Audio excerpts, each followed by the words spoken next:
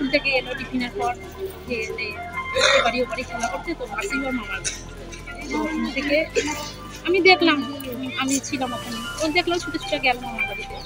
দিয়ে যাওয়ার পরে আওয়াজ হলো বন্দুকটা, তো আওয়াজ হওয়ার পরেই আমাদের বাচ্চাটা কেঁদে উঠলো, ও আ করে চেঁচিয়ে উঠলো, কাঁদিনি। দিয়ে চঞ্চল মেয়ে কি হয়েছে আমি অত গুরুত্ব দিলাম না।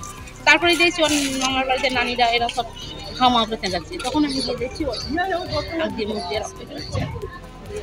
আমি ছুটে, আমাদেরই ফোর হুইলার আছে, আমি ছুটে ওরই বাবাকে আমার দেওয়া ঘুম থেকে তাড়াতাড়ি করে তুললাম, আমি চলো তাড়াতাড়ি গাড়ি বার করা করছি হসপিটালে।